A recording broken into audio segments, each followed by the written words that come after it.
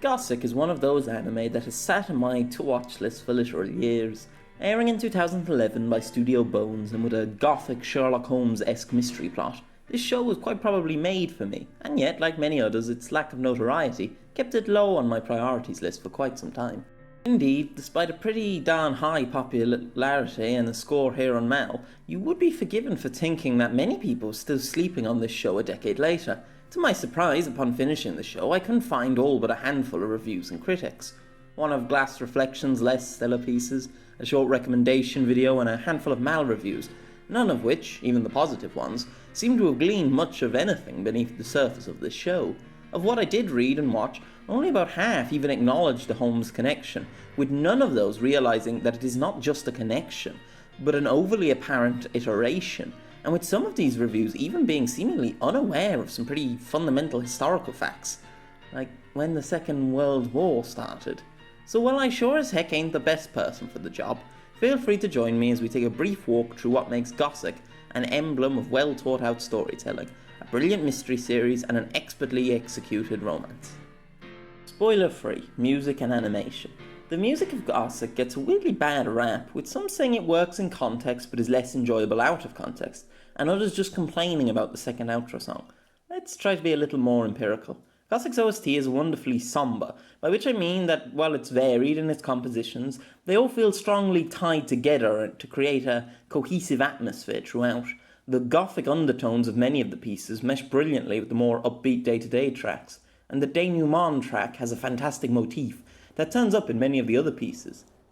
The intros and outros feel like the last hurrah of the 2000s era of anime, which makes a lot of sense across the entire OST considering who the composer was. They're fun and catchy while also being thematic. In spite of the flack it gets, the second ED is highly fitting and my personal favourite of the set by far. All told, Gosick's stylings in the music department may not be to your taste, which is entirely understandable. However, on objective merits, it's always exceptionally fitting in subtle ways, implemented to fit every given scene, and very well composed. Top marks. Animation fares equally well. Some have made statements to the effect that they were disappointed by the animation, but ultimately okay with it, because Gosick isn't an action show.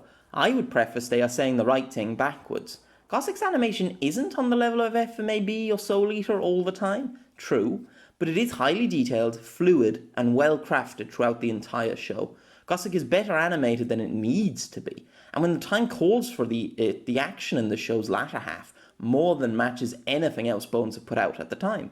We also have the amazingly detailed backgrounds, painting this wonderfully intricate landscape of a Central European country. And of course the direction is, at times, to die for. A particular train scene in specific is enough to easily make a top 10 list of best scenes for many fans, no doubt. The use of fire, the camera flourishes, and the many gorgeous landscape shots are just some of this show's talented direction. For this particular review, I'm looking more at the narrative and themes, but make no mistake, there's a lot of good to be said about the show's animation and direction, and I think people are underselling it by miles. Spoiler-free story and characters. Something important to understand when looking at Gosick is to see it from its own perspective, as a modernisation of sorts towards stories like Holmes and Alice in Wonderland, among other tales and folklore influences.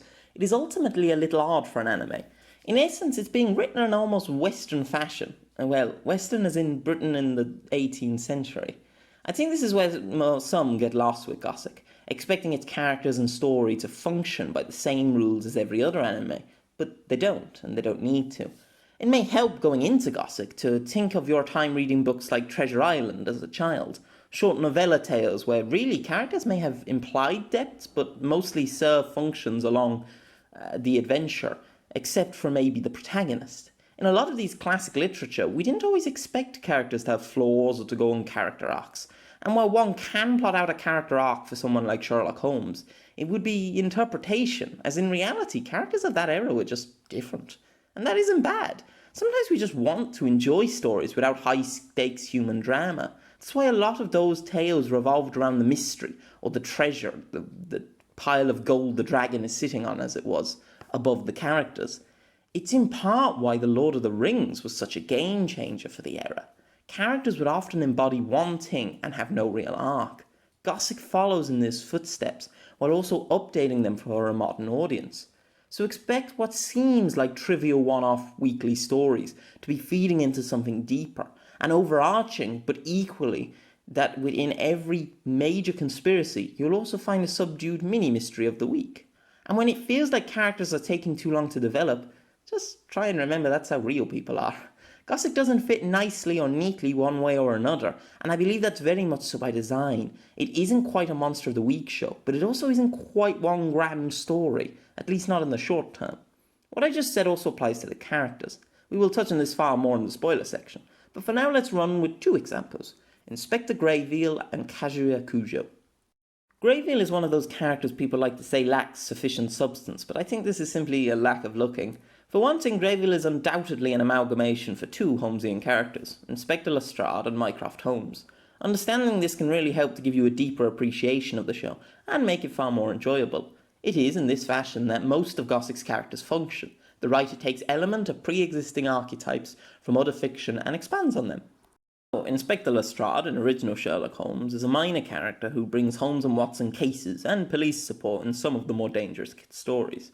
This part is blindingly simple, Greyveal performing a near-identical function with the add of drill hair. However, he is also Victorique's older brother, in much the same way Mycroft was Holmes's older sibling. Mycroft is someone of comparable intellect to Sherlock Holmes, but who chooses to use that to secure himself an arguably more important, but less effort-filled job. He's essentially someone who lives up to his intellect's full potential to manipulate people and gain power and influence, but suffers greater boredom than even Holmes, leading him to spend most of his time in a no-talking, no-women gentleman's club. And yet, despite all that, we do see some hints that he genuinely cares for his little brother, in the form of Holmes beneath it all, in the handful of stories he's actually in. What Gosick does is elaborate those concepts to have more modern storytelling methods. So, Greyveal still performs the function of being a police contact and providing cases, plus being the reliable but somewhat witless or oftentimes hapless police investigator, while also taking on a larger brotherly role, while in his position in authority forces him to do what he must, but he clearly cares for his sister, a care he will not admit is always there. Overall, I'd suggest Greyveal is a pretty simple example. His ties to the Holmes stories are clearly apparent in his literal name and inspector's title, and he is ultimately a side character. And yet, despite that simplicity, he acts with a marked realness. He shows his inner turmoil at having to follow certain orders. He can be a snarky upper-class arsehole at times, as you'd expect from his breeding, while also being capable of a deep hidden kindness. In this fashion that Gosick will paint for you simple, almost tropey characters who are also so much more. One more we'll quickly mention is Kujo. We'll go into it in full detail shortly, but for those going into the show for the first time, it's worth discounting the common adage that Kujo is another generic Kirito-style clone. Kujo is a combination of Watson and a Japanese everyman. So, keeping in mind that Watson was already designed as a lower middle-class English everyman, we got ourselves everyman inception.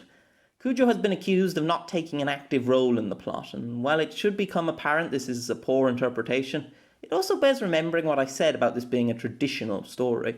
Watson has no particular reason to hunt mysteries with Holmes in the original stories, often getting dragged in by chance, and he's far from the only example of this sort of motivation in literature of the time. We're going to elaborate on that shortly, but keep in mind on your first viewing and try to look at Kujo as his own character and not as another anime archetype. You might just come to appreciate our boy a little more that way. It's sort of like that saying, why do you climb the mountain? Because the mountain is there to climb. Spoiler-free conclusion. Been a while since one of these spoiler-free sections got so long. Oops. And yet, in that is something else interesting of note. Gosick, like much of what it's clearly iterating on and inspired by, is the sort of brilliant work you could talk about all day without ever actually spoiling all that much. Gosick is a show that tries, and in my opinion achieves, being for everyone. It's both a trope romance and something more special than that. Both a mystery of the week and an overarching tale at the same time. It's both, well, a modern anime and a classic reinterpretation all in one. Gosick is a perfectly fitting and well-crafted OST, gorgeous background art with constantly strong visual direction and some real standout moments for the animation. It's a show of many halves, both from a narrative standpoint and a text view. It's therefore an odd show to recommend, because in truth, I think anyone can at least enjoy it as light entertainment, an achievement in itself. This isn't like school days where you have to tell people to only watch it if it suits their tastes and personality. No, rather my recommendation with Gosick is to try and see it for what it really strives to be, rather than just the surface level mystery. Ultimately, the prevailing message of Sherlock Holmes was to change your perspective of the world in order to gain a greater understanding, insight, and maybe even happiness. So take that and apply it to Gosick. Worst case, you enjoy it as basic entertainment. Best case, you might just get a new favourite. Win-win. A recommendation for everyone to try it out. Now then, spoilers ahoy, applying the wellspring of knowledge, or not? The following short section retains to a brief discussion on the lenses we can look through at a foreign story. If that doesn't interest you, feel free to skip to the next section. You can see the timestamps in the description. Additionally, while I'll be referring to Sherlock Holmes a lot, there is no need to fear spoilers per se, other than borderline trivia facts about the property. Subaraki Kazuya is the author of Gosick. If one were to look via the Mal anime, to my anime list page, that and a record of some of her light novels is about the sum total of the information you will garner. This may not come as a surprise to anyone reading this who already knows what a cosmic pain in the backside it is to research Japanese creators. Sure, your Hideaki Annos, Yoshiyuki Tomonos, and Hayao Miyazakis are prolific and famous enough to have a decent amount of interviews and information translated. But for your average viewer like myself, learning anything about an author, other than their list of credits, is near impossible. It doesn't help that I have no training in methods of research. I simply have a weak internet connection and the powers of Google. That said, I can tell you a few more things about Miss Sakurabe. She's 50. Gosick is her most popular work, but not for her most acclaimed. That honour goes to a regular novel she wrote which won some awards, and I understand it was a normal book, not a light novel. And that she supposedly has been reading and writing from a fairly young age. Indeed, according to what I read, a quite young Kazuya used to skip classes and hate study, all in order to go to the library. No need for me to point out what that might have inspired. Further, it was in this library she met what she describes as a mysterious girl who seemed to be writing a novel of her own, partially inspiring Kazuya to start writing. The parts about her time in the library are the most useful to us. However, there's nothing much concrete here. I can tell you that Sherlock Holmes, the man with the twisted lip, first arrived in Japan in 1894, presumably before any of us were born, before 2 world wars, and most of all, the inception of anime and manga. Furthermore, according to one source, Sherlock himself is the most well-known British person in Japan, above Sir Winston Churchill. Now, you may be noting that Sherlock is fictional, but I guess the point of that particular article is that Arthur Conan Doyle's stories have indeed successfully reached eastern shores. So why does any of this matter, you might be asking? Well, before I mention Hideki Anno, maybe the most well-known Japanese writer and director these days for his long-running creation, Evangelion, because of Ava's massive success on both sides of the world, a lot about Anno has been translated, and so we know for a fact, based on his own words and those of the staff, that Anno wrote Ava while in deep mental anguish. We know this anguish only grew greater during the show, and that a book on psychology from a friend would lead him to being able to properly word what he was already expressing throughout the first 14 or so episodes.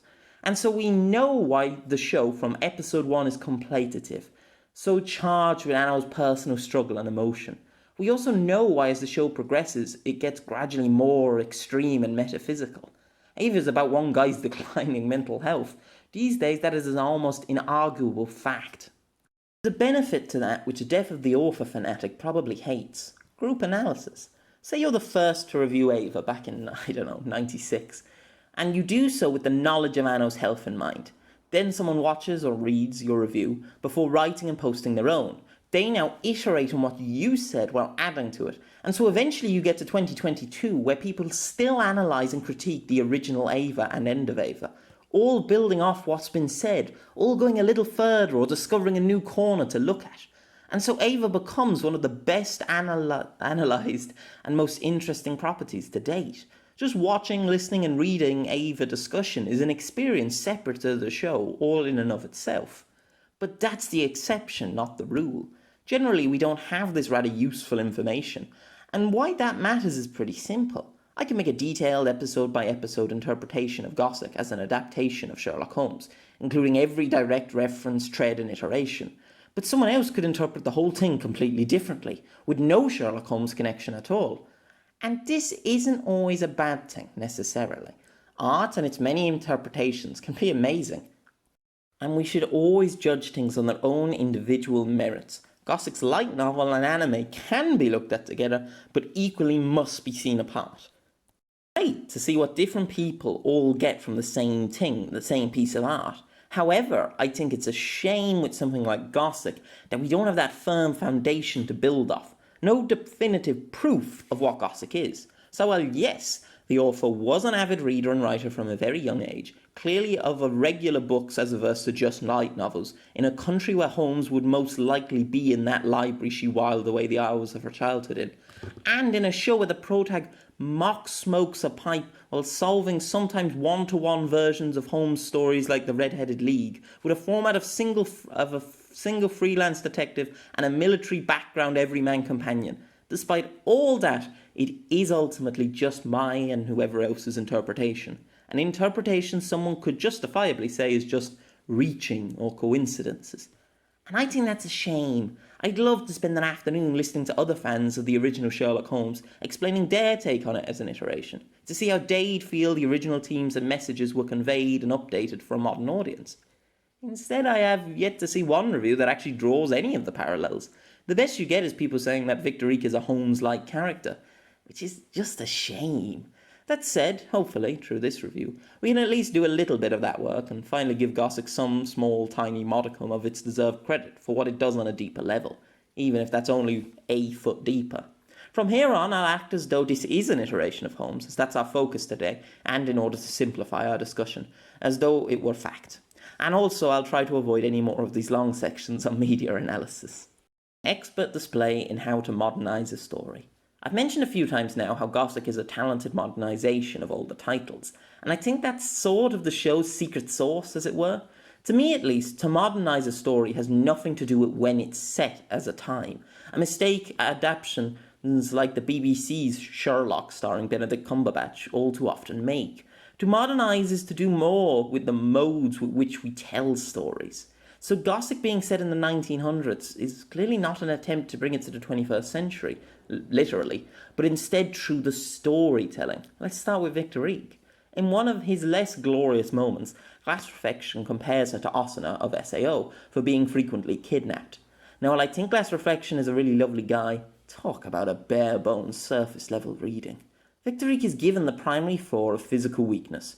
For those not in the know, Sherlock Holmes does not suffer from this. He sometimes appears to be an expert marksman and a high-level practitioner of martial arts. This arguably does create a hole of sorts in the original stories. Holmes is perfect. His biggest vice is his use of, let's say, non-prescription drugs. However, even this he almost seems to have a complete handle over. And this isn't actually a problem. Like I've said, back then stories and characters were not required to have relatable flaws or arcs. They could have these things, but it was less mandatory, as it were. To bring Holmes into the 21st century, he needs flaws, preferably ones that come from the source writing. It's in this way that Victor Reek's physical weakness is a masterstroke, because it helps fill in another hole. What the fuck is Watson for? Now don't get me wrong, that question is a little unfair. The relationship of Holmes and Watson in Sherlock Holmes is a little more complicated than Holmes smart, Watson soldier. However, point of note from a modern perspective is that Watson is invalidated to a degree by Holmes's perfectness. Watson seemingly should function as the muscle of the group, and indeed many interpretations and adaptations have since gone this route. But because Holmes is perfectly capable of using a gun or hitting people, Watson in this regard is superfluous. By having Victor Reek be physically weak, it gives Cujo a very straightforward reason to be with her from the beginning. This nicely feeds into the romance element, which we might get to eventually, and as they complete each other's flaws. And that right there is the simplest example of the way the show updates the story. By giving Victor Reek a relatable physical flaw, it rapidly strengthens her connection to Cujo and creates room for both their arcs. It ain't uber complicated because it doesn't need to be. It's just plain old good writing.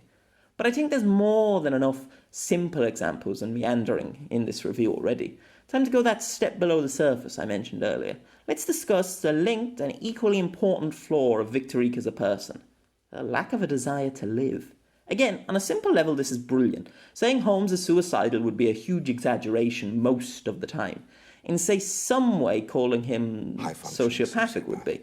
incredibly stupid. However, he does have something of a flagrant disregard for his own life. This is in part because the stories are what anime fans would call monster of the week, with the stories true... with them, though all the stories are in one timeline, essentially they're all standalone. Heck, the infamous Moriarty, Sherlock's devious arch-nemesis, he's, I believe, in 2 stories proper and mentioned a handful of other times by Watson. Yeah, arch-nemesis. In truth, Holmes and Watson are just good guys, idealised English gentlemen with a bohemian lifestyle who will never turn away a nervous housewife or a grieving single father. Again, that's how many stories were back then, and there ain't anything specifically wrong about this. However, once more Gosick chooses to animeify the dynamic. So while Victor Reek has concern for the life of Cujo and acts suitably distraught for a teenage girl at the presence of a corpse, she honestly does not care for her own life. If putting herself in danger alleviates her boredom for even a moment, then it's worth it. Note that her boredom is a direct connection back to Holmes, maybe more direct than the porcelain pipe is, with Holmes going as far as hard drugs to soothe his life's perceived mundanity. This comes to a head in the brilliant episode 17, where Victor Reek, failing to meet her mother, just gives up. Just falls to the floor and refuses to go on as an impending danger closes from behind. This is why their romance works, because Cujo has that never give up kind of attitude. But make no mistake, Victor Reek borderline commits environmental suicide in this moment. Now, this is how you extrapolate Holmes's recklessness into a deep and dark character trait for the modern era of anime. And there's the point, right? To people who say Cujo is a Kirito clone and Victor Reek an Asuna-style damsel in distress, I say, stop looking at this in terms of anime tropes and engage your critical faculties. Your regular stand-in protagonist is a character with only a few defining traits, each of which probably allow the audience to insert themselves into that person. So, they are generally a teenage hikikomori, a person so afraid of life they stay cooped up in their parents' home, often leading to deep depression and social anxiety and a meeting with Truck-kun, or a 20-something-year-old age office worker who hates their boring generic job. And both of which categories are either anime fans, games, light novels, or all 3 and more. Where does Cujo fit in? Is it because he has black hair? Well, that's simple. Cujo's meant to be a relatable Japanese youth, in the same way the Kirito clones are. That does not make him the same thing. The real problem here comes from this bizarre concept that archetypes are somehow bad. An audience insert character done right is a very, very good thing, and equally a very hard thing to pull off. If you write Cujo off as just being a trope with the preconceived notion that all tropes are bad, then you probably aren't ready yet or open to enjoying a lot of great characters like Cujo. Look at Cujo through a more reasonable lens. First off, he is markedly intelligent, quite possibly more so than the majority of other characters. Now, I know some of you might be thinking, probably the writers of a certain Sherlock Holmes adaptation, in fact, Watson / Cujo aren't smart, they're super average, so Holmes can explain everything to them and us the audience. And boy, you must secretly hate or not so secretly hate these stories if you think like that. Cujo was more than intelligent enough to get into St. Margarita Academy, a cool continent and a half away from home, a school for the rich and famous. But further, as lovingly illustrated by his sister in episode 24, in a moment that reminds you right at the very end how expert and subtly depicted Cujo's intelligence was all along. He speaks, reads, and writes point-blank perfect French. Not broken French. He doesn't take extra lessons or carry a phrase book. He never struggles ever to find the words to speak. No, he speaks and reads the language perfectly fluent. And you want me to believe he's dumb or lacks the dedication required to study and learn to that extremely impressive a level? Cujo in this regard is the exact same as Watson. Watson is one of the most intelligent characters in the books, despite what some modernizations would have you believe. He's a fully fledged doctor, for God's sake, whose knowledge of medicine and the body is near encyclopedic. Similarly, he's also highly experienced in living, having survived the brutal and bloody conflict where he both saved and took lives. Watson is not dumb, he is not inexperienced. Watson is simply looking at the world through the wrong perspective, and Cujo is no different.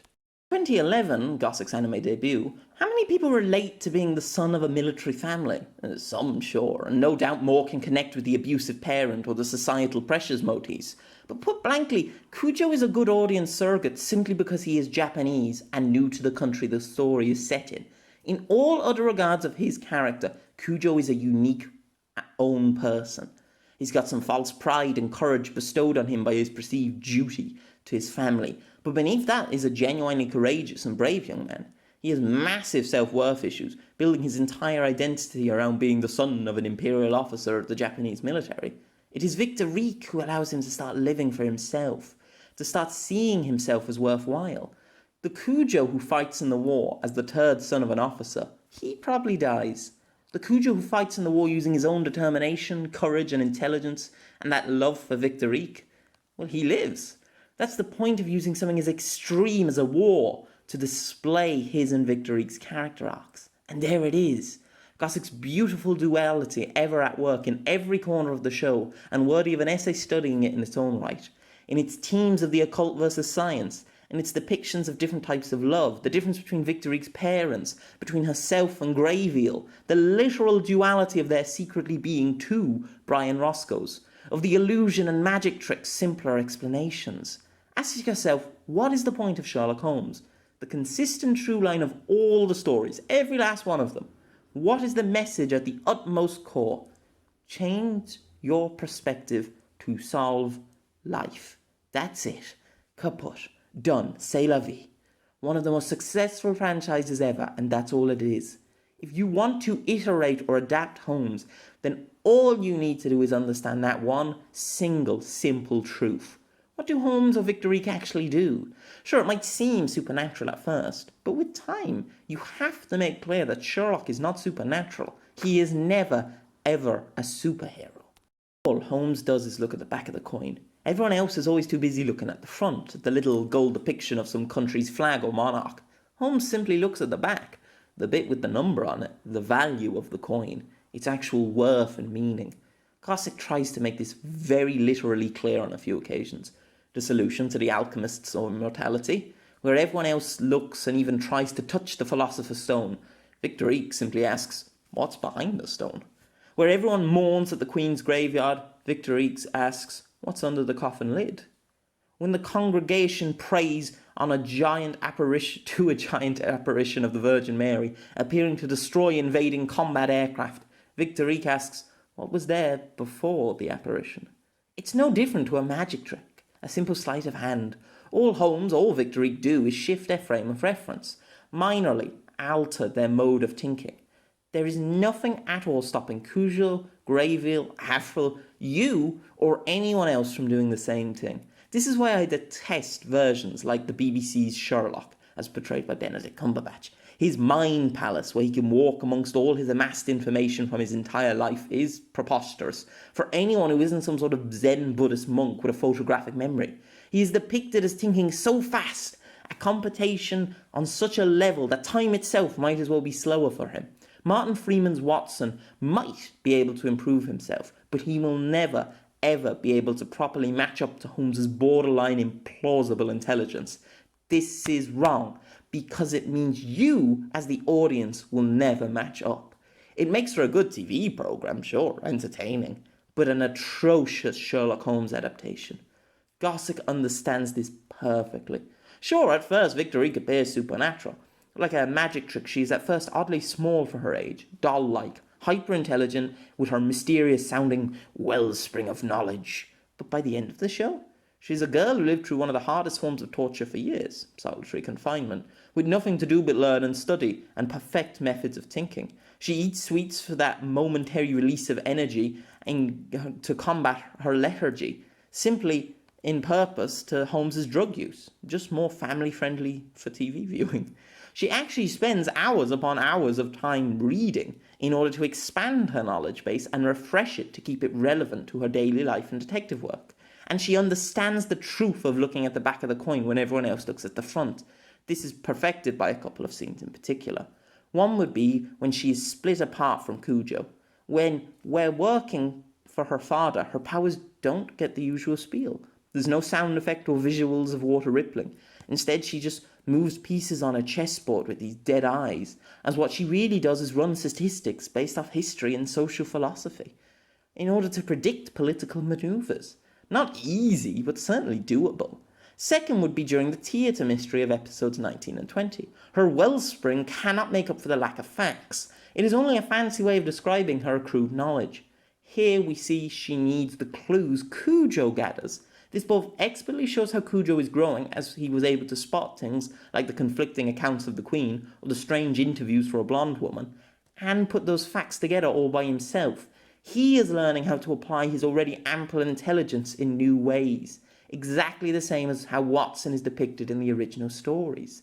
We see it again when he gets the letter back to Victorique during the war, partially being what brings them back together in the end. Their union is saved by the fact that Cujo learned how to think a different way, realised that Roger, the Grey Wolf, would be able to get the letters to Victorique, and in turn that his mother and sister would be the ideal people to give the girls shelter fleeing from her family. He does all that by himself, of his own volition. He, like you, can learn to be like Victorique, who in turn is no superhero. She fails to find her mother time and again. She is powerless against the tides of history or the simple forces of her father. Her intellect does not give her precognizance. It just lets her see how the magic tricks are performed. That's it. Modernized media is not to adapt... Modernized media is to adapt to a current audience. If your audience is teenage otakus, then making Sherlock a young girl with seemingly supernatural disposition and making Watson a Japanese lad who's polite, smart and courageous is brilliant. Sure, there's nothing stopping a regular weeaboo getting into Sherlock Holmes, but this way you in a sense are setting the correct bait to reel in a new audience. Once they're in, you can slowly break the walls, show how Victorique is short because her people are naturally that way, and moreover she probably didn't have a nutritious diet growing up, leading to generally stunted growth. Show that the big brain intelligence is just a different way of thinking about the world. Show how Cujo actually isn't a generic dull kid, but rather is an intelligent young man capable of truly great potential. Show that they're both flawed, that neither of them are archetypes, and in the glorious episode 18, show them working together to shoot a pistol from the front of a train. This is how you modernise Sherlock Holmes. The time period means nothing. Truly believe the central message will always hold merit. Set it in the fucking Stone Age if you want. Flip the coin around. Look at the problems of your life from another angle. Don't hate the opposition, but instead understand them. Why hasn't Germany tried to fully forget the Second World War? Because remembering it and understanding it is so much more powerful than just hating Hitler.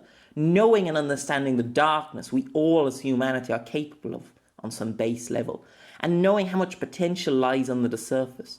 You can all be Sherlock Holmes. You are intelligent people. You just have to want to be. And my God, Gosick communicates this bloody well. Resurrected Hope. That's the title of one of the show's vocal pieces. It accentuates the duality once more, and how the title is about the contrast between despair, depression, etc., and, well, hope. This is, in this manner, so much more to say, and yet I think the core I wanted to touch on has been covered at this point. I could certainly break down every episode, show you piece by piece how it iterates and adapts older stories, not just Sherlock Holmes by any stretch. I could also definitely talk on what I lovingly call whirlpool theory, that is, of the final 2 episodes having increased stakes. See my school days review if you want a breakdown of my thoughts on that way of ending an anime.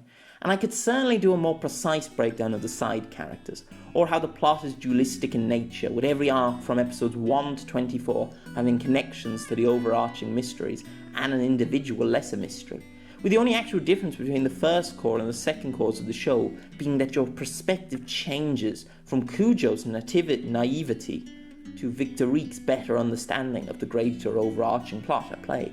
I have at my side a copy of the complete Sherlock Holmes, a chunky book with small font, and honestly we've barely scratched the surface here. That's why I still think it's sad that for all its relative popularity and high mean score, we haven't as a community built upon each other to properly break down this show, because it really is worth it. But ultimately, I think I'm happy to be able to say, in my amateuristic way, I have at least started the journey. The journey to people properly thinking about and appreciating this show with the credit it more than rightfully deserves. If, in this case, only from the single lens of its connection to Sherlock Holmes. So take Victorique's lead and change your perspective of this and all shows, to see them from their own perspective, and in doing so, get so much more and hopefully a lot more enjoyment too. I hope you enjoyed. Thanks for watching. We'll see you in the next one.